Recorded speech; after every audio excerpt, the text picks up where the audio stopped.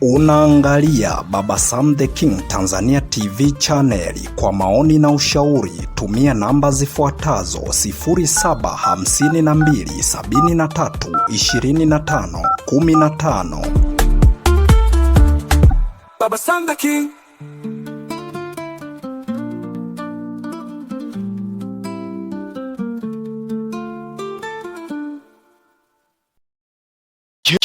Je, wewe ni mtazamaji wa Baba Sam the King Tanzania TV channel na uko tayari kushiriki fursa ya kukupatia zawadi? Tarehe 19 Novemba ni siku ya kuzaliwa ya chaneli yetu. Uongozi wa Baba Sam the King Tanzania TV channel unamtafuta mshiriki mzuri wa Baba Sam the King Tanzania TV channel ambaye hupenda kusikiliza simulizi katika chaneli hiyo. Kama na wewe unapenda kushiriki katika fursa hiyo, usichoke. Fursa iko wazi kabisa. Tuma niko tayari kushiriki katika fursa kwenda namba ya simu 0752 73 25 15. 0752 73 25 15. Kuna maswali 10 utakayoulizwa ili uweze kutoa majibu yake. Ukipata maswali 5 utakuwa mshindi wa pili wa shindano hilo. Ukipata maswali yote 10 utakuwa mshindi wa kwanza kabisa wa shindano hilo. Na maswali yatakayoulizwa ni yale yanayohusu simulizi ambazo zinarushwa kupitia kituo hiki cha Baba Sam the King Tanzania TV channel. Usipange kukosa, kwani zawadi ni ya kwako. Usikose.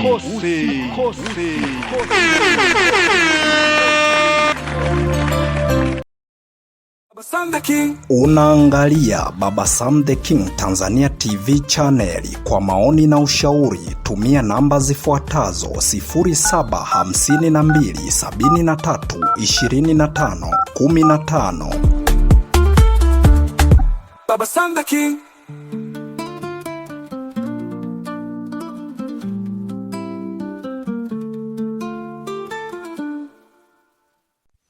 Assalamu alaikum warahmatullahi taala wabarakatu. Tumsifu Yesu Kristu. Bwana Yesu asifiwe. Mpenzi msikilizaji na mtazamaji wangu wa Baba Sam the King Tanzania TV channel, karibu tena katika simulizi zetu za sauti ambazo umezoea kuzipata hapa. Na hii simulizi sio simulizi nyingine, ni simulizi yako ile ile pendwa ambayo inaitwa Mtoto Yatima sehemu ya 44. Mtoto Yatima ni simulizi ambayo inamwangazia binti wa kuitwa Shora Dismas ambaye anaishi maisha magumu baada ya wazazi wake wote wawili kufariki katika ajali mbaya sana ya gari. Kama endapo utakuwa hauja subscribe channel hii, inaitwa Baba Sam the King Tanzania TV channel, na chini ya video hii kuna kitufe ambacho kina rangi nyekundu, pia kina alama ya kengele. Unaweza ukagusa hapo moja kwa moja ukawa ni mwanafamilia wetu wa Baba Sam the King Tanzania TV channel. Tunachokuomba subscribe, like, share, comment ili tuweze kupata mchango wa mawazo yako. Sasa karibu katika sehemu yetu ya 44. Tuendelee kuchanja mbuga, tuendelee kuisasambua simulizi hii, tuidadavue, tuendelee kujua ni kitu gani ambacho kiliendelea katika simulizi hii. Baada ya kuzungumza maneno kama hayo, Bi Mwamini moja kwa moja mtumishi alizungumza huku akisema, nashukuru sana mamaangu, kumbe hili swala unalifahamu na wewe ndio ambaye uliokuwa umempokea huyu binti. Hata mimi nimempokea kwa moyo wa upendo kabisa. na ninamshukuru Mwenyezi Mungu. Mimi ni mtumishi wa Mungu. Mimi ni mchungaji. Nimempokea huyu bwana niendelee kuishi naye katika shida na raha. Mimi nitamsaidia. Kama wewe ni mtu ambaye umejiandaa pia kumsaidia kwa namna yoyote ile, ni vizuri kabisa dadangu. Wote natakiwa tuwe na ubinadamu, tuendelee kumsaidia kwa yale ambayo ameyapitia. Ameniambia kwamba hadi binti yako alikuwa anataka kumpatia sumu, alimwekea kwenye chakula ili aweze kula afe. Sasa unaweza ukaona alikuwa katika mazingira gani.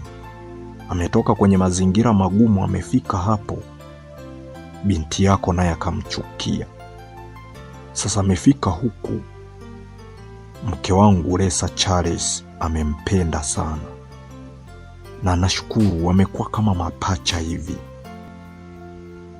wamekuwa kama mtu na mdogo wake. Sasa kinachonisikitisha ni kwamba ameniambia kwamba ana mchumba wake ambaye ni mtu mwenye ulemavu wa macho, lakini pia ni imani tofauti, yaani yeye ni Muislamu. Sasa tunashangaa kumpatia simu ili aweze kuongea na huyu binti na kuanza kumtukana, hali ya kwamba anajua amepitia matatizo makubwa. Ni kwa nini yani kwa nini ameamua kufanya jambo kama hili? Haoni kama anamhatarisha katika maisha yake? Ataanza kuwaza tena vitu vingi. Hapo alipo anajua anawaza kitu gani. Huenda anafikiria kwamba kumbe yule mtu niliyekuwa nikimsaidia na kumpenda, kumbe na yeye ni kichomi wa kuja kuchoma moyo wangu. Hii inakuwa haipendezi mamaangu, haipendezi. Inatakiwa ukae chini na huyo mwanao, ujaribu kumwambia ubinadamu kwanza. Haya mambo ya kiimani haya, hizi imani hizi tutaziacha tu duniani. Tusaidiane tukingali hai. Sisi wote ni binadamu, haijalishi ni Muislamu ni Mkristo. Mambo ya kuendelea kutukanana, dada yangu, sio mazuri. Tuendelee kumsaidia huyu binti, tuone maisha yake yatakuwaje. Lakini kuendelea kutukanana kama hivi, anamuondoa amani, yani akae na mawazo. Kweli dada yangu, hii hali sio nzuri na sijaipenda kwa kweli. Baada ya kuzungumza maneno kama hayo, basi moja kwa moja Bi Muamini aliendelea kuomba radhi, kwa sababu kuna matatizo makubwa ambayo aliyaona kabisa kwamba huyu kijana Amini bin Nasor ameyasababisha. Hapo ndipo ambapo alianza na yeye kulia, huku akimsikiliza kwenye simu akiwa naendelea kulia. Ndipo hapo alipozungumza, akamwambia, mimi kama mama yake na huyu kijana, ninaomba huko kama atapata mwanaume wa kumuoa, naombeni mumruhusu waolewe, na kama yuko tayari kwa katika Ukristo, mwambieni aendelee na dini yake, kwa sababu kwanza hakusilimu. Tulikuwa tu katika maandalizi. Sasa huyu kijana wangu na yeye ameanza kumpatia tena mawazo ambayo hayakuwepo. Kama endapo yeye ataamua kuendelea kumpatia mawazo kiasi hicho, cha msingi ni kitu kimoja.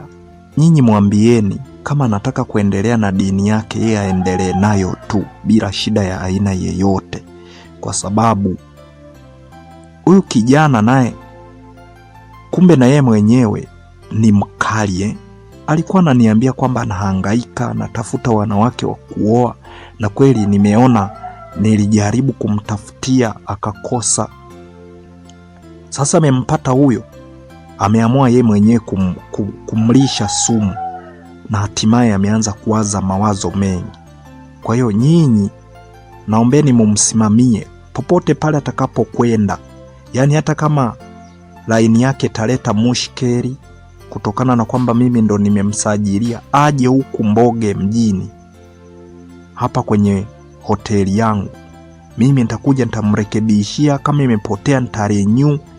Mimi nitamsaidia kwa kila hali, na ninaahidi kila mwezi nitakuwa nikimtumia shilingi 40,000 kwa kila mwezi, ili niweze kumsaidia vizuri mpaka hapo atakaponiambia kwamba amekaa vizuri kimaisha, ndipo ambapo nitakapomsaidia msaada pale atakapouhitaji. Lakini niko bega kwa bega na yeye, awe Mkristo awe Muislamu. Msaada kwanza, imani baadaye. Imani zisitufanye tutengane.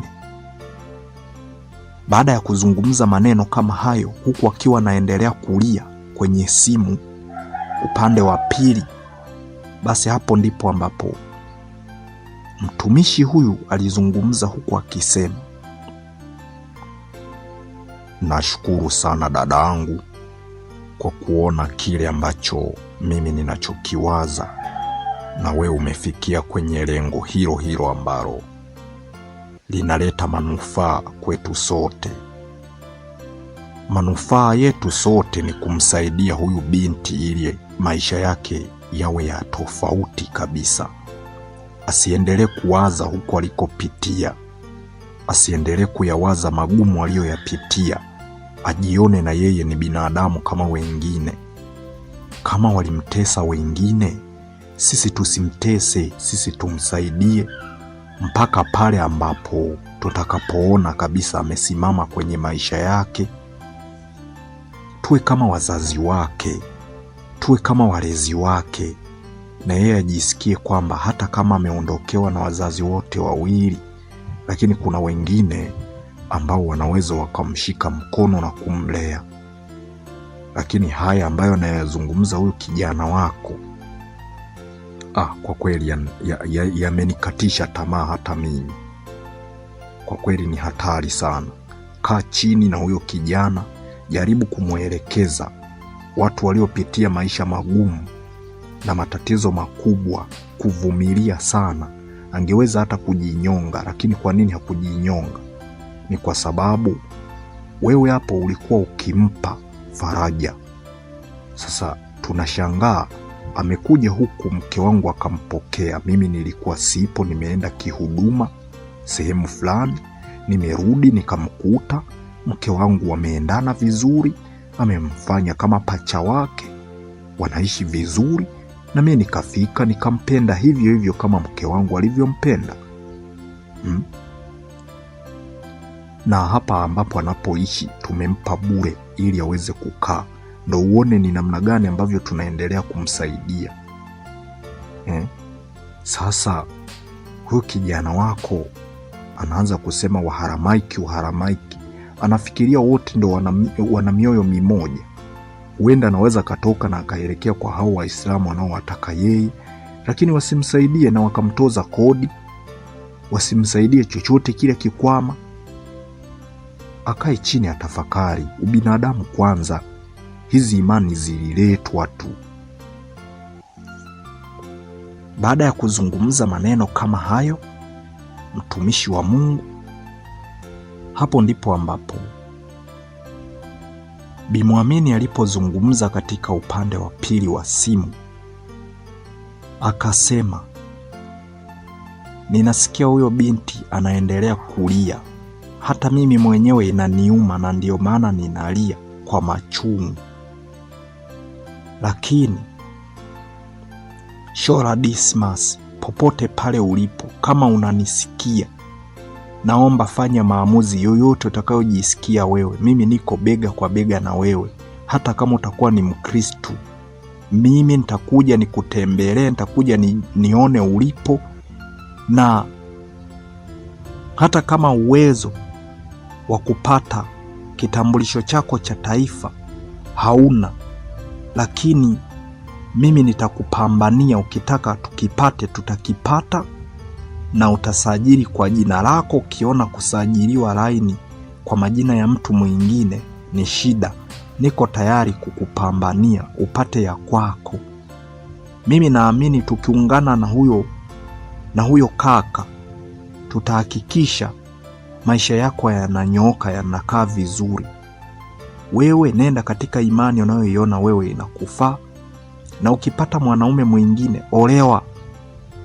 Usikae na huyu Amini huyu ana sheria zake ambazo ameshikilia dini moja kwa moja, hafahamu kwenda kiimani zaidi. Mnaweza mkashtukia tayari mnaingia kwenye migogoro isiyokuwa na tija. Wewe cha msingi endelea na dini yako unaoona inafaa.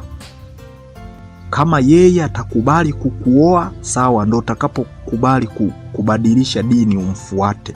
Kama ataona kwamba eti umeingia kwa waharamaiki kama anavyosema yeye kwamba umekuwa mharamaiki, hawezi kukuoa, aache. Atatafutiwa na ogena huyo binti ambaye yeye atakaomtaka yeye, kwa sababu sisi hatubembelezi, tunaangalia kwanza ubinadamu, mambo ya kidini baadaye. Kwani ameshakuoa, kashakutolea mahali sehemu yoyote ile, anajua hata wazazi waliokuwa wanakulea, kama endapo walikuwa wanahitaji mahali kutoka kwako, anajua ulilelewaje. Hakai chini akatafakari wakati unaendelea kukaa naye, kwa nini ulikuwa ukimsaidia kwa moyo wote? Leo hii ameamua tena kufanya hivyo. Kwa nini ameamua kufanya mambo yote haya? Endelea kuishi katika imani unayoiona wewe inakufaa. Sikung'ang'anizi mwanangu, endelea kuishi katika imani utakayoiona wewe inakufaa.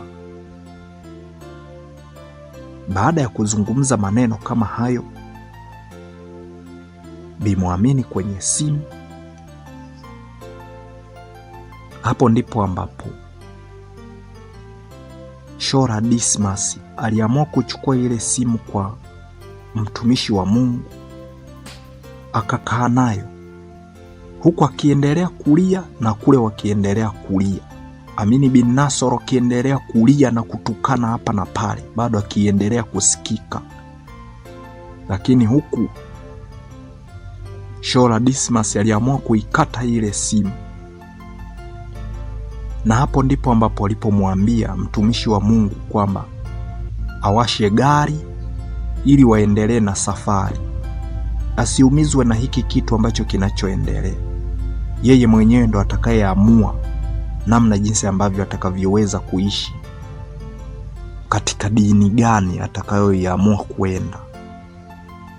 Kutokana na maneno kama hayo, alianza kujihisi kabisa kwamba kumbe hata yule Amini bin Nasoro hakumpenda.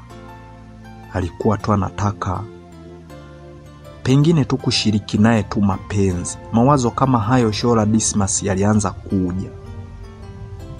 Angekuwa ananipenda hivi kweli, angeanza kuzungumza masuala kama hayo, afu ananiaibisha sehemu ambapo mimi nimepanga. Kwa nini anashikilia sana imani badala ya kushikilia upendo wangu mimi na yeye na msaada ambao ninaompatia? Inawezekana dada yake ameshampatia namba ya mchumba fulani hivi, au huenda ameshamleta mchumba fulani. Ameamua leo hii kunivuruga na kuniaibisha sehemu ambapo wananisaidia, kwa sababu tayari atakuwa amepata eneo jingine la kuweka mapenzi yake. Ndiyo maana naamua kunitukana kiasi hiki. Naam, mpenzi msikilizaji wa simulizi za sauti, sehemu ya 44 ya simulizi yetu iitwayo Mtoto Yatima imeishia hapa. Tumemuona Amini bin Nasoro akiwa anaendelea kutukana kama kawaida, lakini mtumishi pamoja na Bi Muamini wakiendelea kuzungumza hapa na pale, mambo ambayo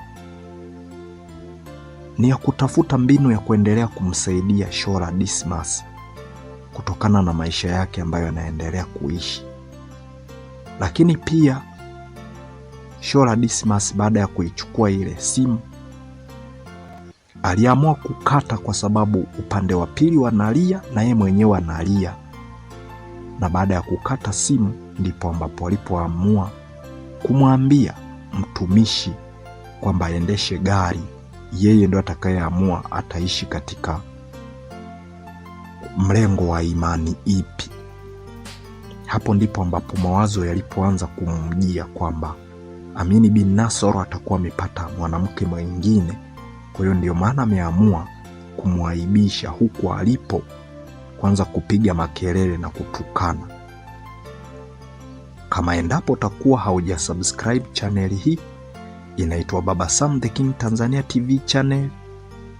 Chini ya video hii kuna kitufe ambacho kina rangi nyekundu, pia kina alama ya kengele. Ukigusa hapo moja kwa moja utakuwa ni mwanafamilia wetu wa Baba Sam the King Tanzania TV channel. Tunachokuomba subscribe, like, share, comment ili tuweze kupata mchango wa mawazo yako. Mimi ni Hasdi02 Baba Sam the King. Nikuage niseme kwa heri mpaka sehemu ijayo.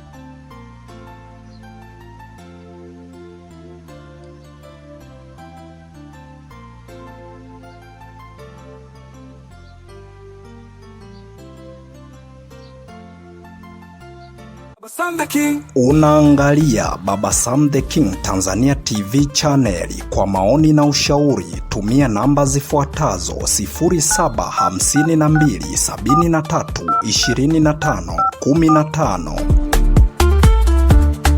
Baba Sam the King.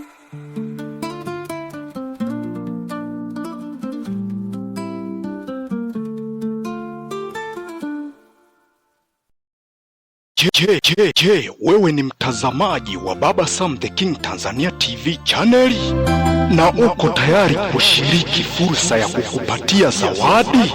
Tarehe 19 Novemba ni siku ya kuzaliwa ya chaneli yetu. Uongozi wa Baba Sam the King Tanzania TV channel unamtafuta mshiriki mzuri wa Baba Sam the King Tanzania TV channel ambaye hupenda kusikiliza simulizi katika chaneli hiyo.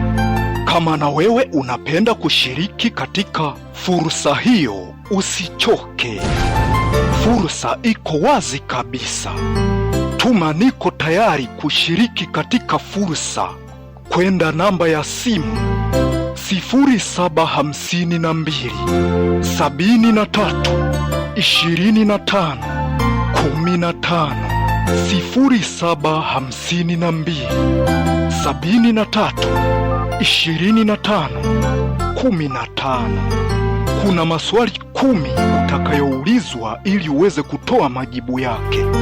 Ukipata maswali 5 utakuwa mshindi wa pili wa shindano hilo. Ukipata maswali yote 10 utakuwa mshindi wa kwanza kabisa wa shindano hilo. Na maswali yatakayoulizwa ni yale yanayohusu simulizi ambazo zinarushwa kupitia kituo hiki cha Baba Sam the King Tanzania TV channel.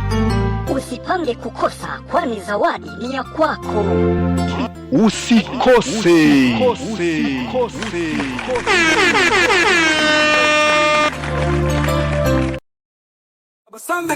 Unaangalia Baba Sam the King Tanzania TV channel. Kwa maoni na ushauri tumia namba zifuatazo: 0752732515. Baba Sam the King.